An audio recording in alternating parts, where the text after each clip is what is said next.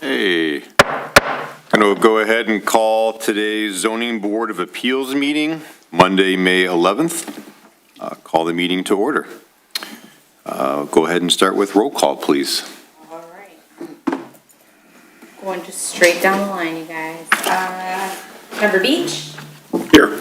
Member Barron? Here. Member Tomich? Here. Member Millen? Here. Vice Chair Rod? Here. Chair McCarr? Here. Member Russo? Here. Member Caputo? Here. Member Stroker? Here. You have a full slate tonight. Awesome, thank you. All right, first up on our agenda is approval of today's agenda. We have a agenda with some old business, and has everybody had a chance to review the agenda? Are there any amendments to the agenda? Are there any corrections to the agenda? Having heard none, can I get a motion to approve the agenda? A motion to approve the agenda for the March 9th, 2026 hearing, Zoning Board of Appeals hearing. Can I ask for a The correction? agenda. Agenda, not Agenda, minutes. I'm sorry, Yep. agenda. We're in May. Second. We have a motion that's been seconded for the approval of today's agenda. All those in favor say yes. Yes. Yes. Opposed, say no. Motion passes. Thank you. Next up, we have the approval of the minutes from our March 9th zoning board meeting. Has everybody had a chance to review the minutes? Any corrections, grammar, misspellings, anything that needs correction? Comments? Might there be a motion to approve the minutes as published? Let me try it again. Motion to approve the March 9th, 2026 minutes. A motion? I'll second it. We have a second. All those in favor of the motion, say yes. Yes. Opposed, say no. Yeses pass. The minutes are approved. All right, next on the agenda, we have public comments on items not on the published agenda. Don't believe we have anybody here from the public to speak on other items, but I'll give the audience a chance to confirm. Okay, all right. Next up on the agenda, we have old business, and we are going to start off with case number 1440 at 31671 East Belvine Trail. Ms. Steck, could you walk us through, please? Yes, good evening, all. Glad to see all of you here. So as you may recall, back in March, this case came before us at that time, and the applicants were seeking a variance of 25 feet.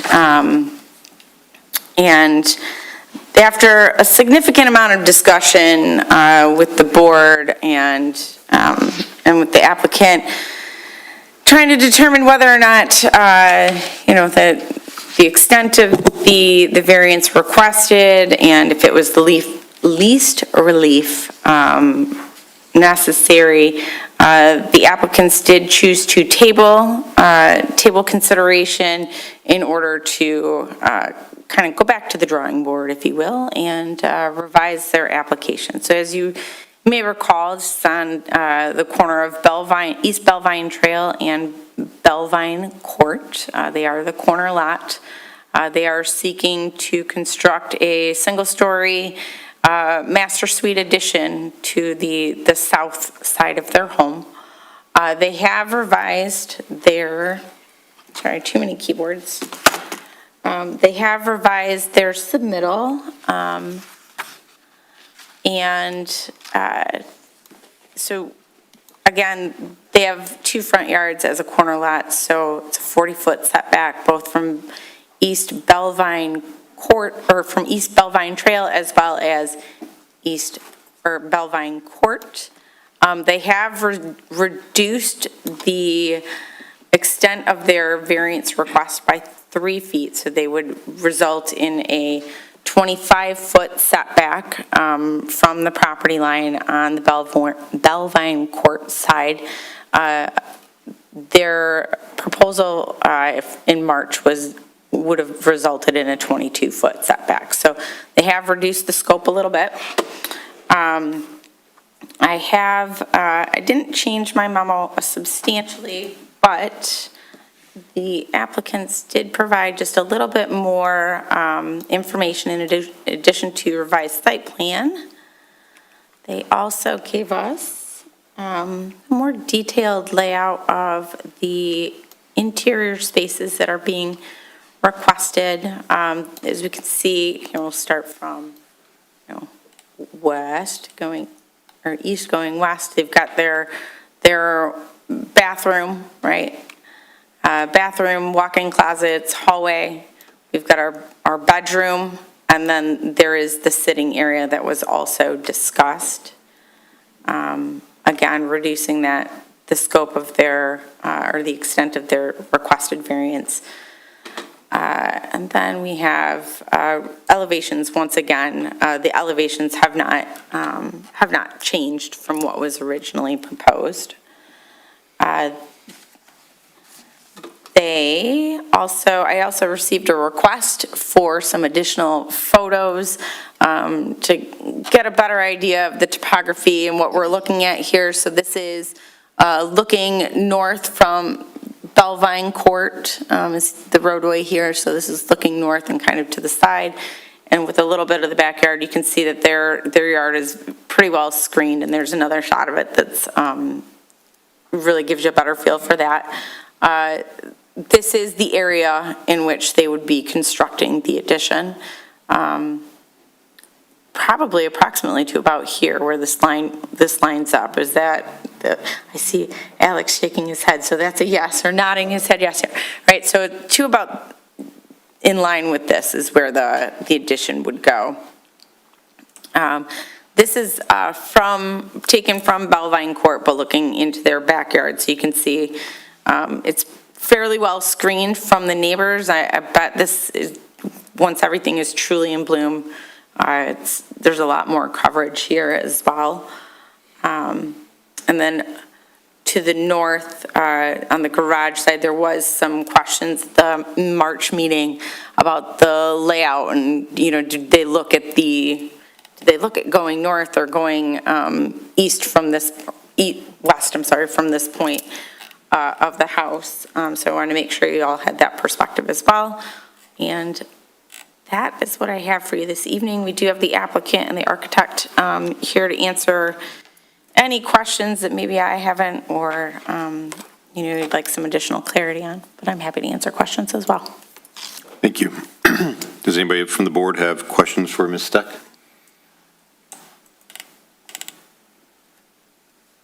Okay. If the applicant could come up to the podium. For the record, state your name and address, please. My name is Alex Bogarts. I'm the architect for the petitioner. My address is 2445 Franklin, Bloomfield Township. Thank you. I really appreciate what Mrs. Steck has outlined. It's pretty much comprehensive in terms of what we have done. The last time we were before you, we were seeking a 22-foot setback off of Belvine Court. During our discussion, you asked to see what it would be at 25 feet, and that's the presentation we have before you this evening.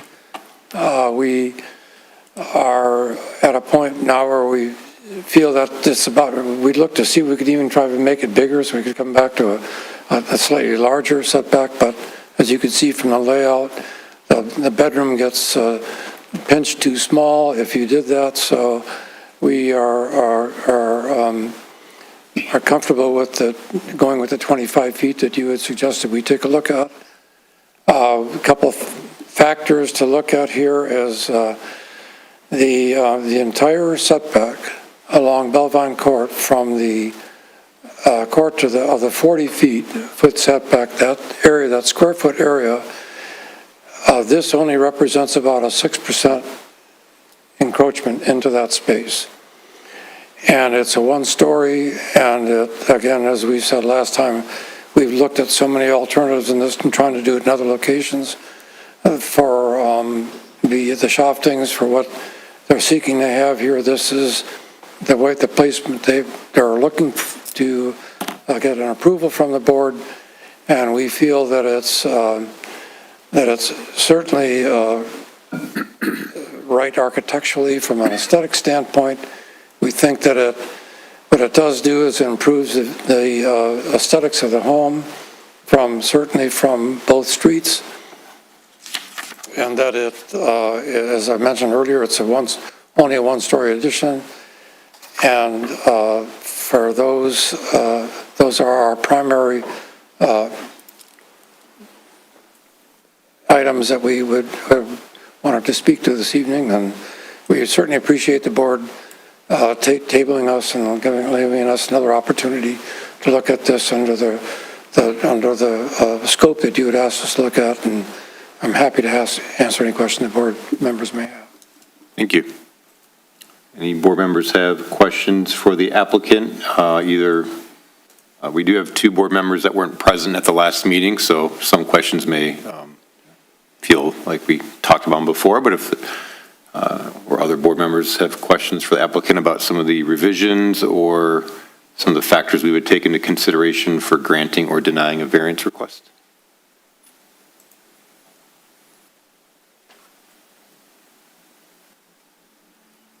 Okay. Just one question for myself. Would you say that under this revision that this is the, you're asking for the least amount of relief from the current ordinance to make this fit? If I could ask it a different way, is there any way you could build this project without any greater setback variance? Well, that's exactly what we looked at from our last meeting. We looked to see what could we reduce that. We even looked at trying to get it, as I said, beyond getting you a greater setback rather than 25 feet to 26 or 27 feet. But you can see there in the drawing where the blue line is slightly angled up, representing that 25-foot setback. It pinches that bedroom down, and if you start to collapse all of that, all those interior spaces become so small that they are not comfortable in terms of having a reasonable size for the bedroom. You can even see I laid out a king-size bed in that plan with a dresser directly across from it, and you have about 2.5 feet, 2 feet 9 inches to walk between that, which is about as small as you want to make it. You pinch that down again, as even if you look forward to the bathroom, that starts getting pinched in there for what the Shoftings are looking for in terms of if they're going to do this addition, if they're going to make this investment in this, they want it to be a space that they're happy with, and not having something down so small that it's below where they want it to where they want it to be. As I mentioned the last time we were together here, the Shoftings have lived here for many years. They love their street, they love their neighborhood, they love being in Beverly Hills, and they would like to stay here and in this location, this property, because they really love the property. But their lifestyle is now at a point in time where they would need and want to have a first floor master suite. Thank you.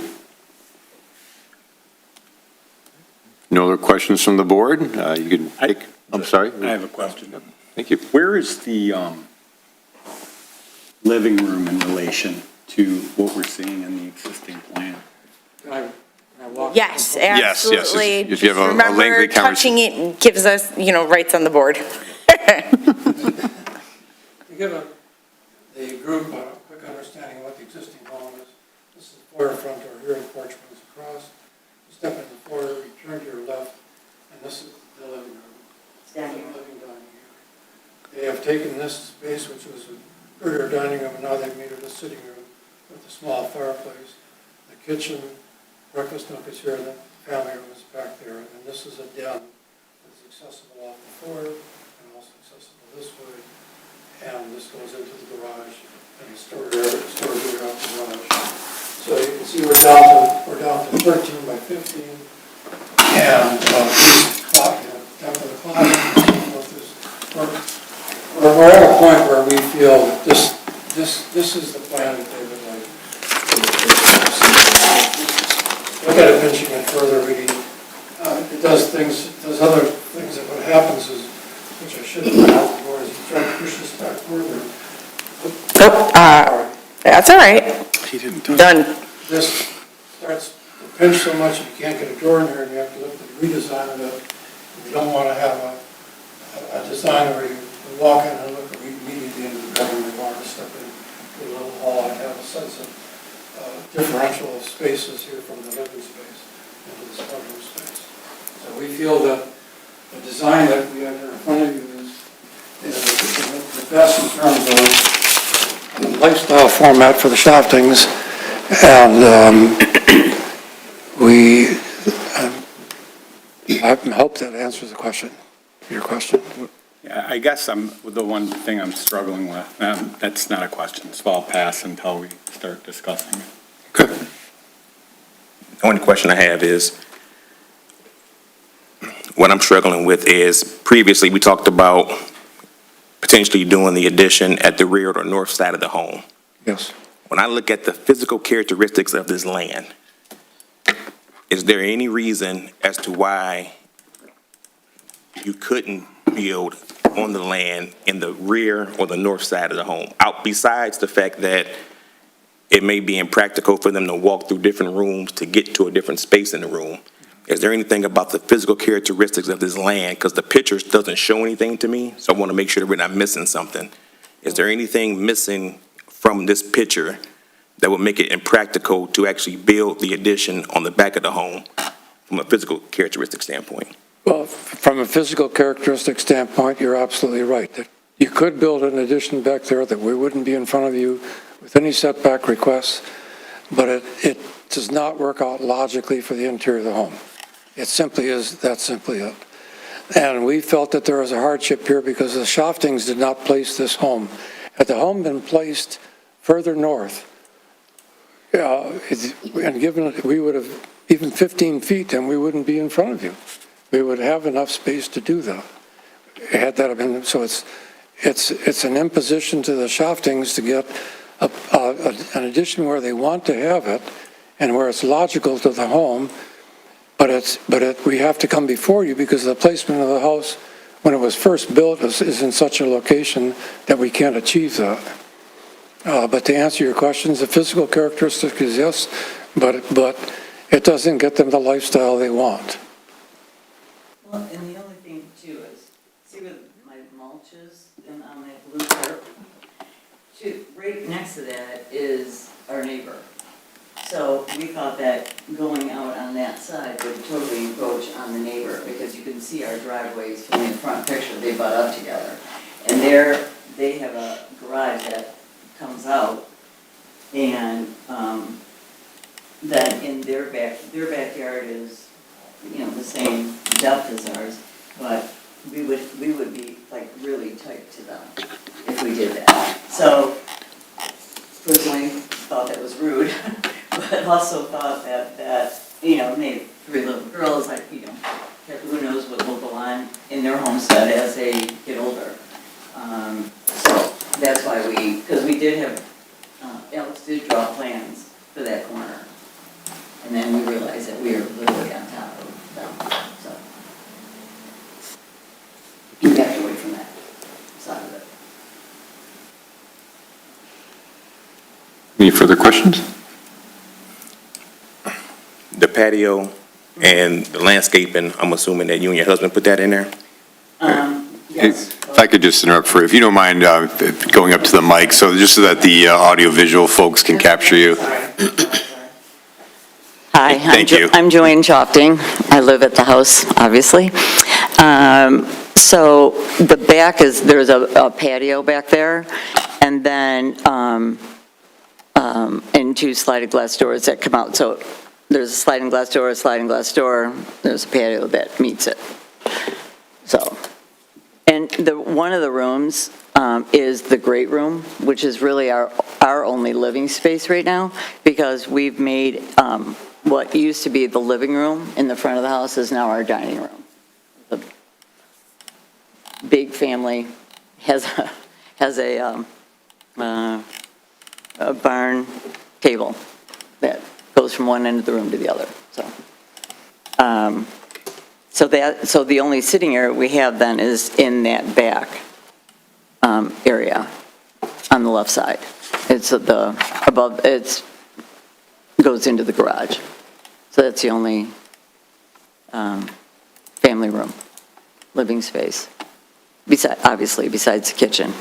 And we have what we call a Roosevelt room, which we have a couch in and a TV set, so we can sit by the fireside.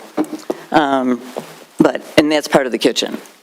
So that's how the house is laid out. Thank you. Any other questions? Oh, okay. Thank you.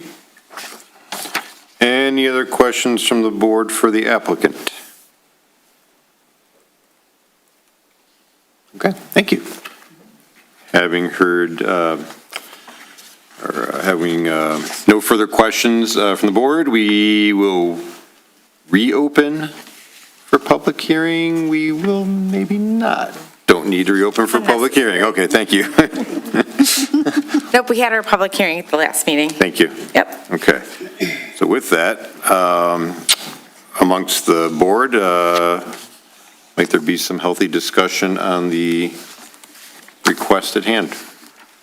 I think my concern in looking at this and coming back and applying with regards to the requested variance is the least relief required.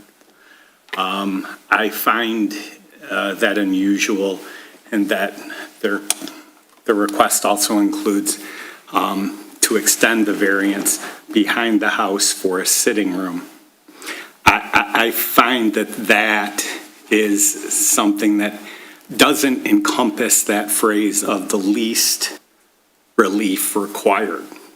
If the intent and purpose is to create a situation where we have a new living space, providing for aging in place or extending that, now we're just adding living space and we're extending that variance to approximately 12 to 13 feet beyond. So that is kind of my concern in crossing that box, checking that box. Thank you. Other members? I agree with Mr. Beach, but also too, my main concern is when I look at the physical condition of the property, there has been, to me, no evidence or any information presented in the record besides where the house was placed, but there's still so much land on .662 acres that you could actually take a look at alternative plans to actually do it where you don't even need us at all. That was just stated by the architect that if he wanted to put it in the rear, he wouldn't be in front of us right now. He'd be able to put their addition onto the home, and we wouldn't even know anything about it because he wouldn't need a variance from us. So when I look at the strict reading of the literal text of the zoning board, we have to look at it literally, which is 40 feet. And there's nothing here that's unique to this property that would lead me to believe that we need to grant a variance in this situation because there's so much area there that could be done. Thank you.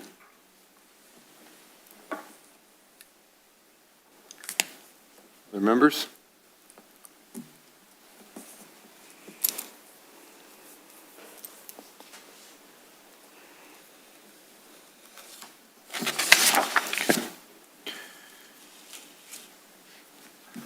Just a quick question or this, the back corner of the house, does it look like that? Is that on the variance setback, the 40-foot? This portion with the sitting portion? No, on the original house, if I'm looking at next, that one there. Is that 40-foot pretty much on that corner in the back corner? Pretty much, yes. Okay.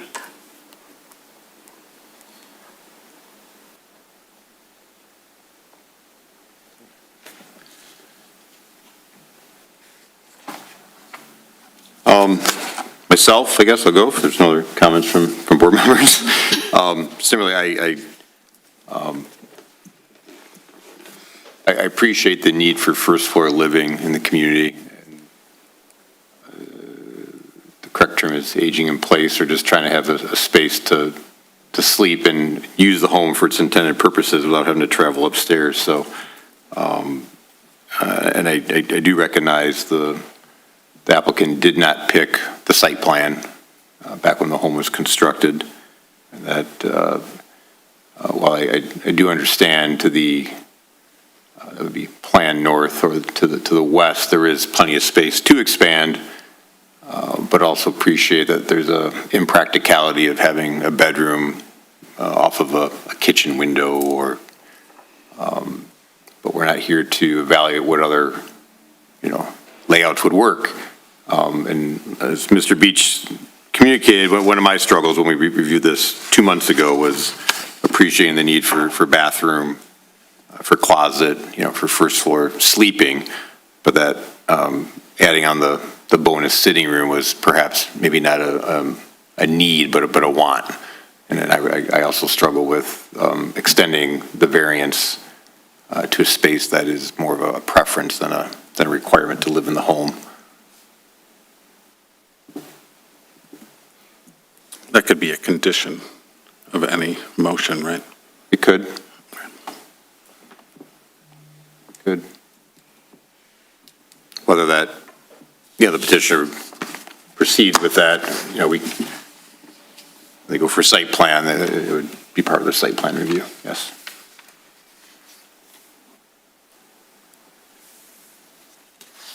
Other members, any thoughts or a motion to be made? Well, I suppose I should comment because I'm keeping my mouth shut because it looks very much like my house on my corner lot and some of the various things, a lot of the same issues come into play in my life. So I'm conflicted by it. I think it looks good. I think it makes sense, but it is a significant variance. As much as I personally don't like living with a 40-foot setback on myself, I live with it. So I feel very conflicted because parts of me thinks it's a very good idea and others that it's an extreme or a excessive ask. And I'm still conflicted at this point. I'm more interested in what others have to say. Thank you. Others? And just to clarify, as it relates to the other options, when it comes to a lesser variance is no variance. So if there is another option there that's out there, and I'm looking at the site plan right on the screen right here, there's additional space on this land to actually put an addition here. So true, we're not here to talk about other options that should be pursued, but when we're looking at lesser variance, lesser could be smaller imprint into the actual setback or other options where it could be zero. Where again, for me, when it's stated that there are other options here that could be done and you wouldn't be in front of the zoning board, that right there, when we look at the actual physical characteristics of the property, the land, it's just there. And I can appreciate the fact that people want to age in place. I really do appreciate that fact. But I also appreciate the fact that we also have to take a look at other spaces to put that there. And it's just there. So a lesser variance is zero variance, not having to come here at all. Yeah, we've had cases where, there were power lines and there were other things in the backyard that wouldn't allow an easy alternative. We have lines that come into, right to the kitchen. I'm talking about service lines, but I know what you mean. Well, Yeah. there are service lines. No, pole-to-pole lines that go through people's backyards. There is a pole in the very back of the lot. Okay. And it goes to our house. We unfortunately, if the power goes out, there's 5 of us that are on that one pole. So, but there is a pole and it drapes across the patio in the back.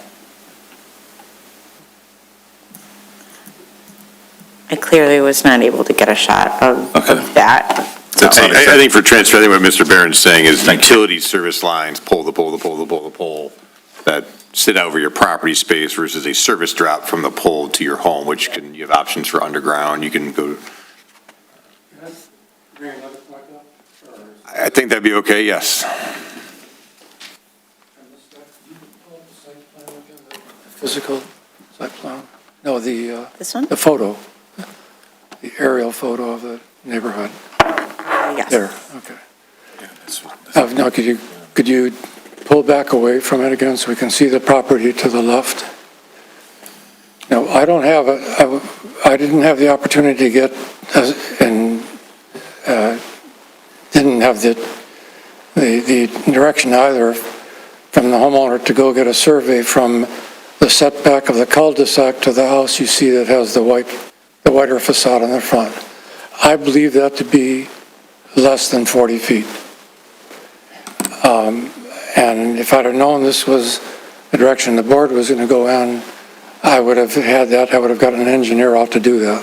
And the point in me bringing this up is that you are, as a board, are not setting a precedent by granting us this variance because it's already in the community.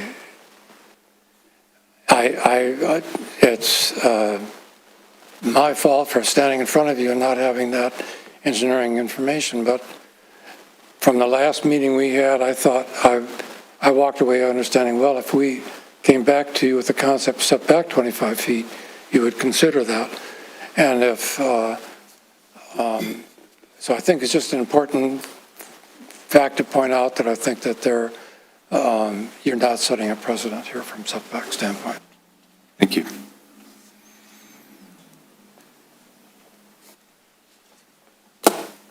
Ms. Tech, can you remind, could you remind the board what the ordinance says for adjacent homes when we look at average setbacks? Is it X houses to the left, to the right?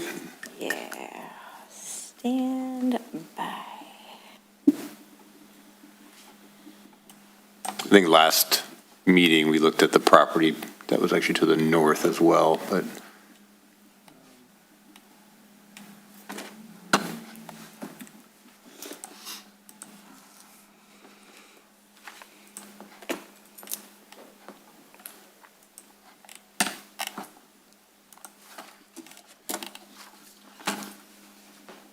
So section 46-275, which is the schedule of regulations, addendums for front open space, says where front open space of greater or less depth than 40 feet exists in front of a single-family residence or residences presently on one side of the street in any block and within 200 feet of the lot or parcel, the depth of the front open space of any building subsequently erected or remodeled on that side of the street in that block shall not be less than the average depth of the front open space of such existing residences. Clear as mud, everyone? What I'm hearing is if the average is, let's just say for hypotheticals, please don't write this number down as the board suggested, but if it was 30 feet, the applicant wouldn't need to get a variance to build to 30 feet because they would be complying with subsection 46.275, correct? That would, as long as that's the, if 30 is the average. Yes. So in that case, there wouldn't be no need to be here if the petitioner wanted to do a survey of the adjacent homes.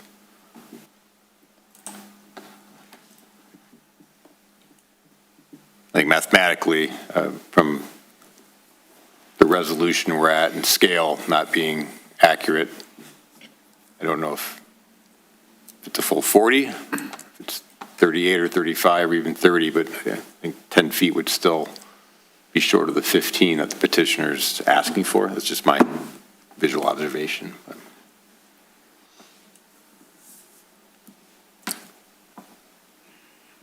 Any other discussion by the board members or a motion to approve or deny?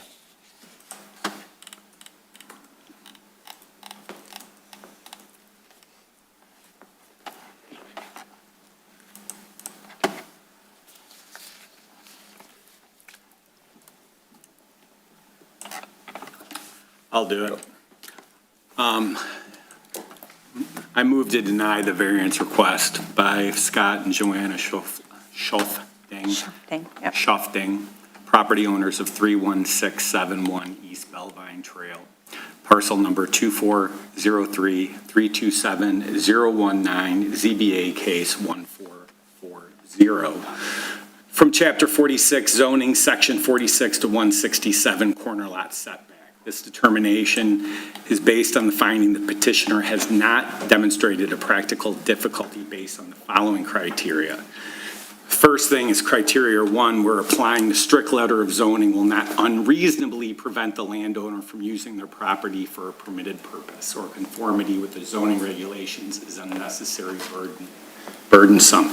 In this case, the fact is that the house can continue to be used as a single-family home. There are other options available which would allow for the expansion, which would, as stated, would not have brought this issue before the zoning board. The requested variance is not the least relief required. That's item 3.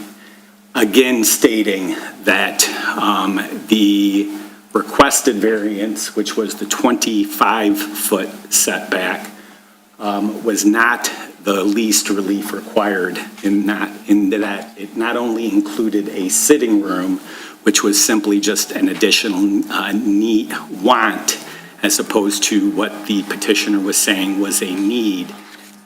There is also the clear indication, at least this board, I believe, that there is substantial space in the back which would allow for this expansion and for this renovation without ever having to bring this issue before the zoning board.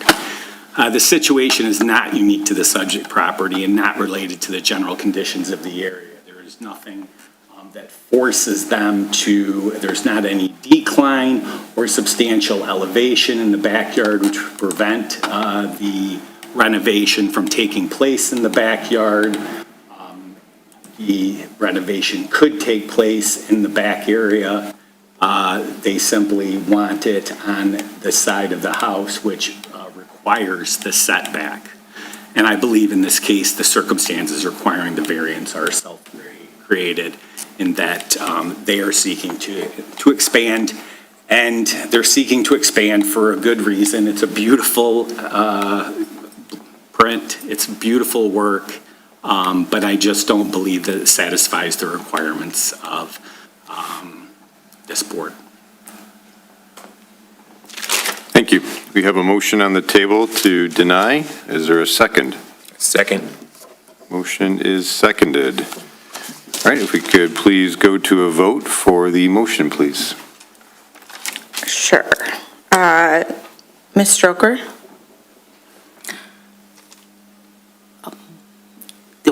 What do I, yes, I always get it confused when it's It's a the, motion to deny, so a yes would support the motion to deny. yes. A no would be against it. Ms. Caputo? Yes. Mr. Broussard? Yes. Mr. McCarr? Yes. Ms. Rapp? Yes. Mr. Miller? Yes. Ms. Tomich? Yes. Mr. Barron? No. Mr. Beach? Yes. Motion carries. Sorry. One question. Sure. Years ago, so if you guys have control over my 40 feet of my yard, years ago, we had 3 gargantuous willows that were in your 40 feet. Should you have been responsible to take them down? I don't know what the rule is. Neither do I. Apologies, that's Are you it. cutting my lawn and I don't know it? Or, Yeah. like, there were huge trees on that, on your controlling of that land. So like, where does that come and go? I really don't know. Yeah, unfortunately, we're not in capacity to know either or respond, but that would be something you could take up with the village if you have questions on. Okay. Thank you. Okay. Thank you. Okay. Next up, under old business, we have item B, which are the zoning board of appeals bylaws _ version 4. So with the agenda, there is a 6-page bylaws. We received these at the very end of last year. I want to say December, maybe? Yes, December. And then we got a review of them last meeting as well. Correct? There was some communication on some change, there was some discussion last meeting about some changes. We had some questions. And version 4, I believe, is the latest and most current, correct? I'd like to think it's the greatest too, but yes. Okay. Would anybody like to shatter the, no, I was kidding. Are there any? Crushing my hopes and dreams, man. Let's just start maybe grammatically, or are there any corrections, any administrative, any formatting comments from the board, or are there any questions about the language included or any of the rules contained within?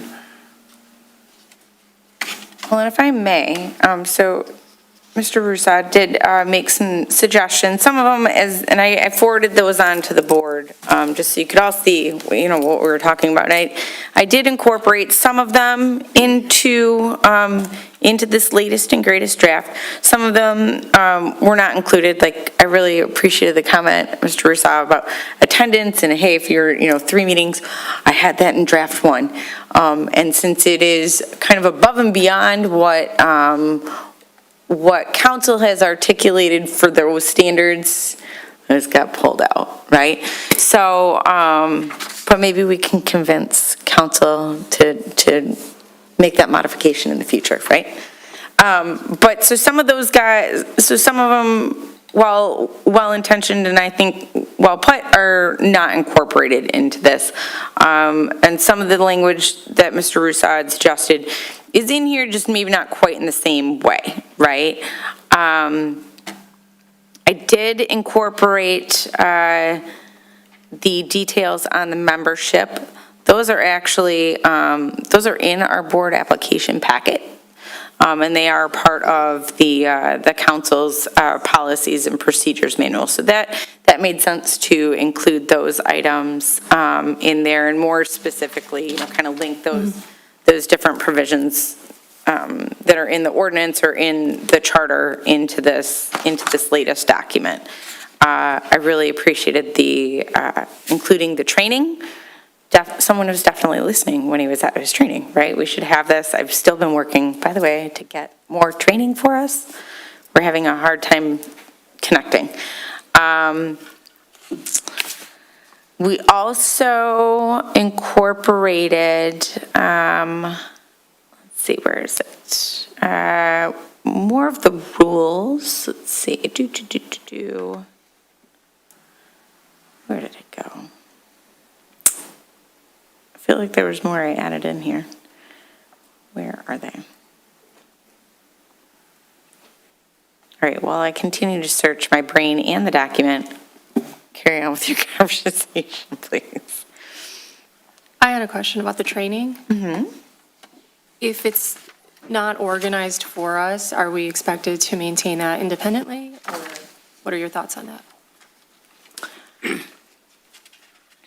Yes, and yes.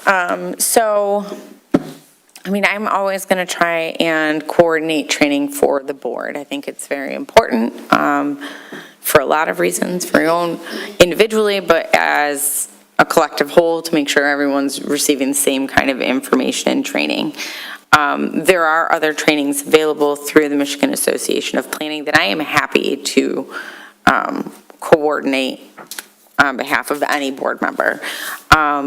It is something where I can budget for those items too, right? I mean, I may not be able to get everybody all at one thing, right? Or maybe if I do, I need to do a special request, right, to amend that. But I have been given some latitude to seek reimbursement for training that board members may bring to me.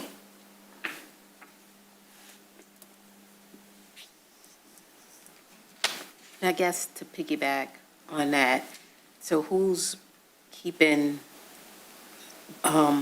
attendance to modify or to know that we're actually attending these trainings that are not Sure.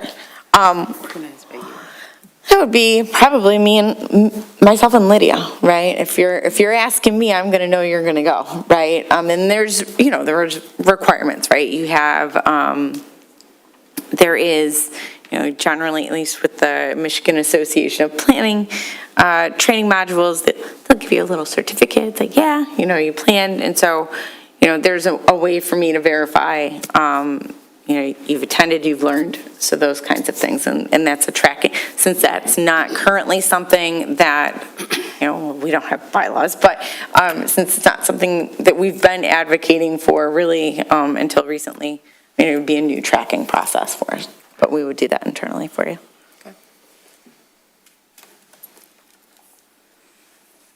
Is it fair to say the 70% attendance rate is 70% of scheduled meetings? 70% of meetings that are held, right? Not all meetings. I mean, as we know, we've canceled a couple meetings already this year, right? So those that have been held. We only had 2. There, That's 50%. potential correction that I saw, and maybe I'm still struggling at it, but under Article 6 rules, subsection D states, if the hearing is on an application proposed by staff, and there is no applicant, it says agenda items 5, 6, and 8 shall be eliminated, and the public shall be heard on the issue. When I go up to section C, I think it wants to be items 4, which is presentation by the applicant. Since there is no applicant, that would be not applicable. Yeah. Item 5, questions from the board to the applicant. There's no applicant to respond to our questions. And item 9, concluding comments from same applicant that doesn't exist. I think you are correct, sir. All right, so 6D changed to 4, 5, and 9. And I welcome any other interpretation from board members if I got that wrong, because I want to make sure Nope, that makes sense. I'm assuming that if we're, another proposed by staff would be an example like a interpretation or a Yeah. other. Okay.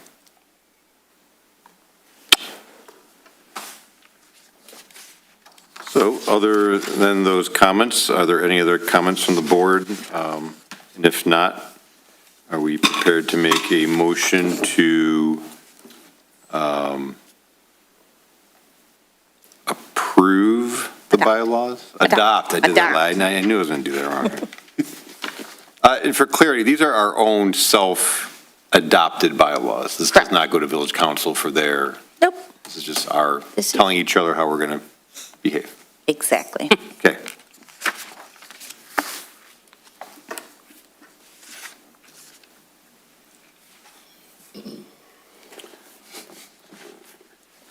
In reading these, we have a secretary that we're appointing. This is new to me, and that the secretary would be taking notes and posting minutes. I don't think that's exactly how it's written, but I think we should talk about if it's unclear. I understood that the secretary will certify the meeting minutes, not write them. So that's item 3. 3, Article Duties of officers, 4. Article 4, organization of officers. So I was unaware that there was a secretary officer. And if you made me in my absence, I want to know. I mean, this could be your sign up. I believe this was one of those things that we talked about, Kristen. Yes.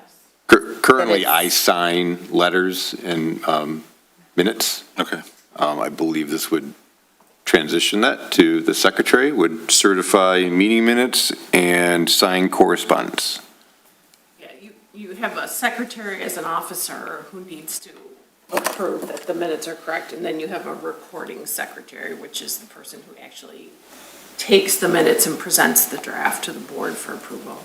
But under the statute, you are required to have a secretary, because when you talk about appeals and things, the court rules and the statutes both talk about a letter signed by the secretary as part of the triggering the date for the deadline for the appeal to be filed. So to continue, we adopt these bylaws, then we have to, now we have to appoint a secretary. Okay. Elect. We will elect a secretary. Okay. And we can, if this gets adopted, I was going to ask for the next meeting's agenda to give people time to think if they want to throw their hat in the ring and be nominated and elected, or if you want to, anyone's so eager after adopting these bylaws, we could do that today. I got someone in mind. So before we get that far along, is there a motion to adopt bylaws, or would we like to, would there be another motion to kick it down the road and table it yet one more month? I would prefer the former, but that's just my own. Is there any reason why we have to kick the can down the road? I don't see I'm aware of any any reason. reason to kick the can. Let's not and say we didn't. Yeah. I would agree. Right. Motion to adopt the proposed Village of Beverly Hills Zoning Board of Appeals bylaws as drafted. Second. With that minor correction. With that correction as previously stated, with regards to there being a non-applicant. Second the corrected motion. All right, motion corrected motion seconded. All those in favor say yes. Yes. Yes. Anyone opposed, please say no. Hooray, we have bylaws. Yay. New business, we have no new business at today's meeting. Moving on to agenda item number 8, public comments. Mr. Drummond, do you have any comments other than liaison comments? Taxpayer comments. Yay. Up next, liaison comments. Mr. Drummond, do you have any liaison comments?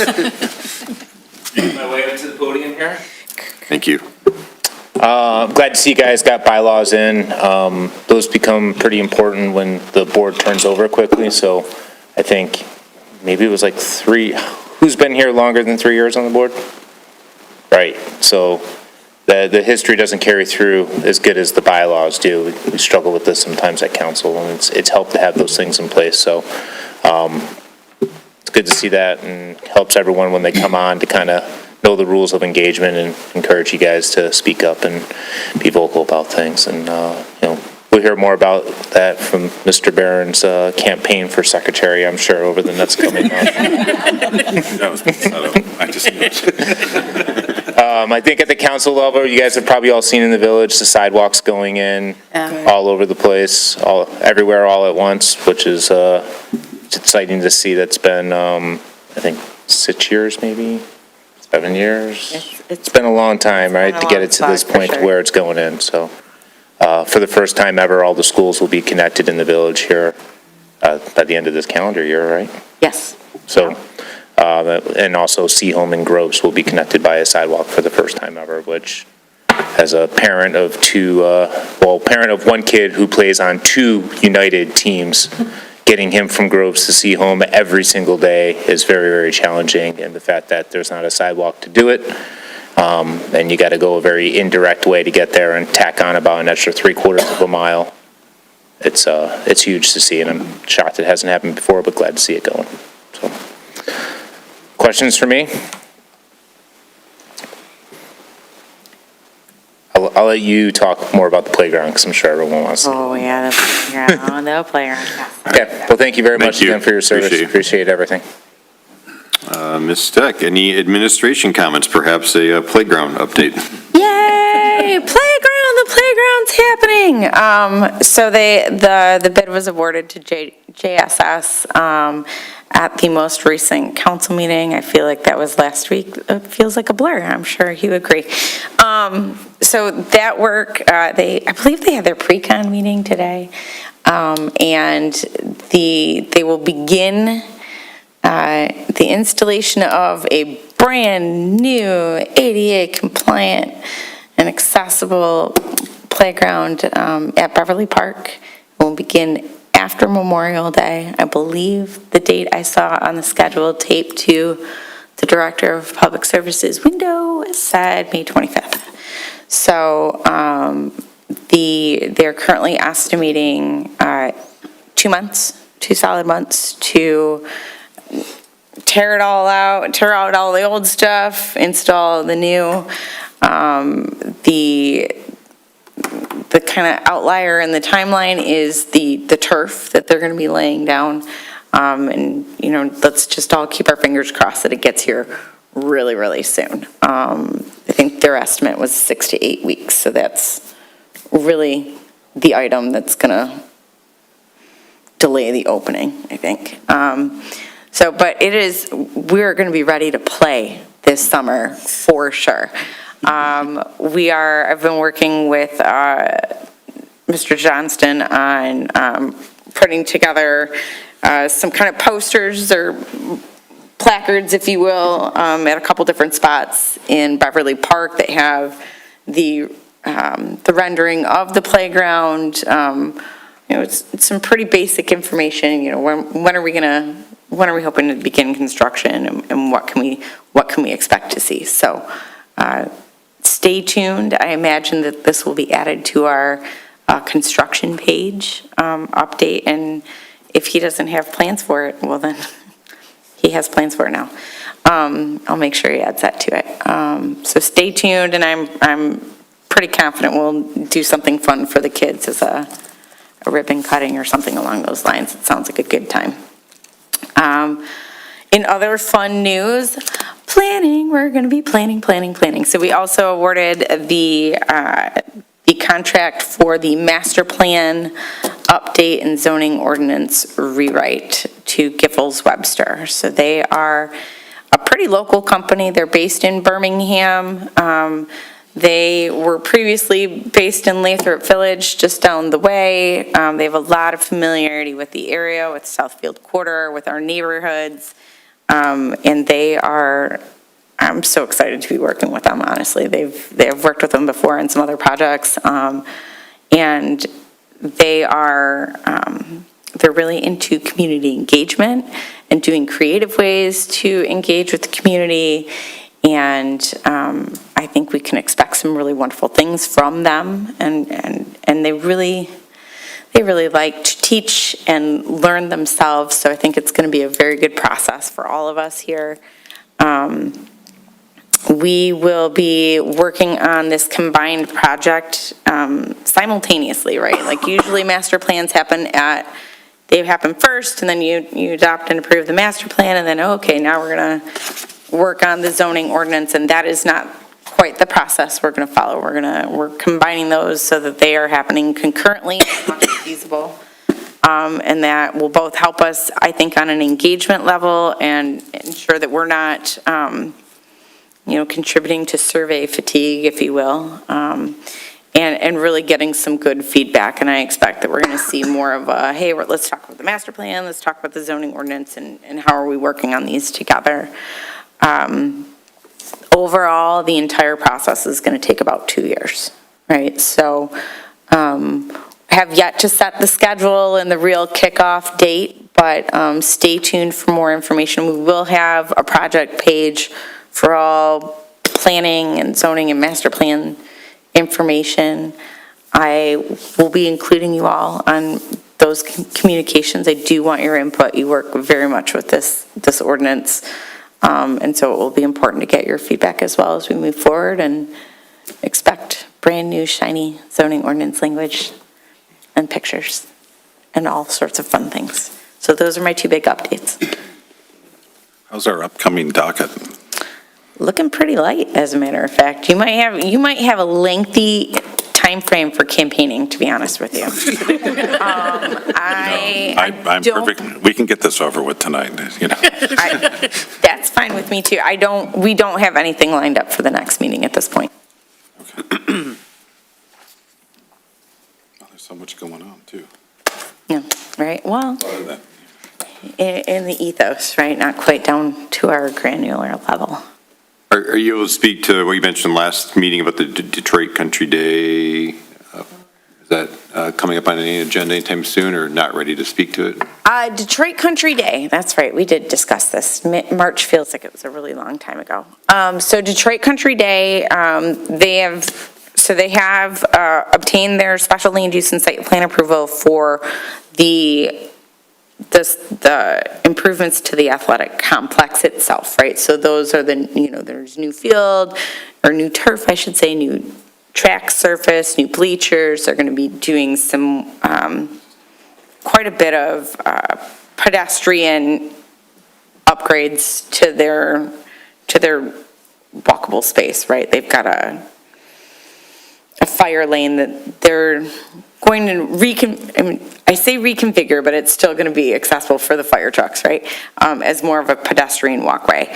The element that we thought was going to be coming before the Zoning Board of Appeals is their scoreboard. The zoning standards, which is another one of those things that this is going to have to be, our rewrite is going to be touching, has limited standards for scoreboards within the sign provisions. After reading through that probably way too many times, ultimately it has to go to planning to get their input. It's partially considered an exempt sign, but since it doesn't meet the exempt sign standards, it still has to be reviewed and approved by the Planning Commission. I don't believe it's going to need to come to the Zoning Board of Appeals. Right, I think we're all going to be able to do this at Planning Commission. That said, they are going to be appearing before the Planning Commission on May 27th with some more information. It was a pretty interesting presentation by the scoreboard guy, like what they can do with the scoreboard and shift it in place and really trying. The primary concern is traffic visibility for traffic going eastbound, because they would like to move the existing scoreboard, which is in the southwest corner. They want to move it to the northeast corner, so it's facing in towards the bleachers. So there's the concern for glare and visibility on that eastbound traffic, and making sure that we're not creating a visual hazard. Does that make sense? So I'm expecting some more information for them. We're really trying to find a way to give perspective to the planning commissioners so they have sufficient information to make their decision, right? So that's the longish version of where we're at with that. But I don't believe that it's going to have to come before the ZBA. Okay. But for anybody that's interested, it will be on the May 27th Planning Commission agenda.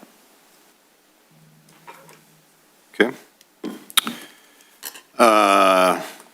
Complete with administration comments, it sounds like. Moving along to zoning board member comments. Is the board interested, I don't know how we would do this in terms of the agenda, electing a secretary tonight? Do we have to modify an agenda, or is that something we can just do as a subset to comments since the bylaws are recently adopted? Since the Zoning Enabling Act requires the election of a secretary, I would say put that on as an agenda item. Your mic? Oh, yeah.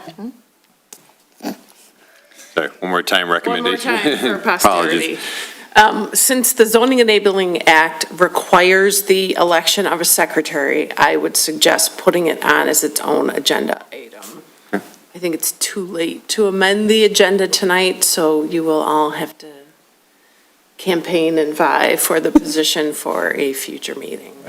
I will set up a GoFundMe site for Mr. Barron's war chest for his,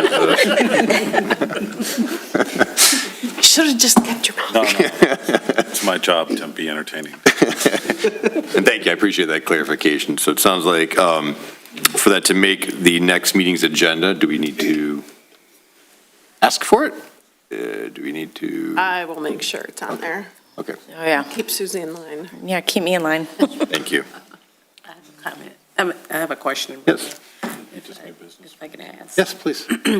If we were really serious about it, is there a way that we could do electronic nomination or vote, or it has to be in person? Has to be in At the person. public meeting. And I don't believe the person has to be present to be elected. No, those are generally voluntold opportunities. I may have been appointed once under those scenarios. It's motivation to show up, Yes. right? Yes.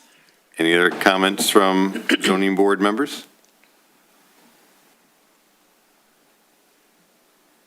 Two quick comments from myself. I do believe reappointments are due, or if you're interested in pursuing a reappointment, if your term is ending soon and you want to continue on the board or another board, planning or cable TV or No, if you want to stay on the stay on the ZBA, give me your application, it's going to be great, it is due when again?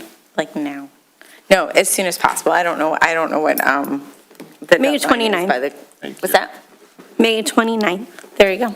So As stated by Ms. Rock. Our windows do pass by quickly. You forget that your term is up sometimes and that you need to reapply. So I would highly encourage anybody that's up for, interested in reapplying to please do that. And then just general comment, tonight's discourse, I truly appreciated the feedback from all, and especially some specific board members. What we have to do here is never fun. It can be fun, not to dissuade anybody from applying. But I mean, we're often put in tough situations where we have to take a literal interpretation of the ordinance, and other factors, unfortunately, don't always take precedent. So I just want to extend my appreciation for the group's ability to look at that way and also articulate that. Again, we always recommend and encourage conversation, your thoughts, so it can be recorded. So if there's ever any follow-up or challenges, or someone claims we set a precedent, we have our record of what each member, why they voted the way they did. But also the act of making the motion, it's hard, right? I believe in the chair role is, it's not recommended to make motions, so I try to not do that. So I do rely on the board to make motions. It's not because I'm not willing, but I really appreciate that, so thank you. Any other comments? With that, would ask for a motion to adjourn today's meeting. Motion to adjourn today's meeting. We have a motion. I second that. It's been seconded. All those in favor say yes. Yes. Yes. Anyone opposed say no. Motion passes. We are adjourned.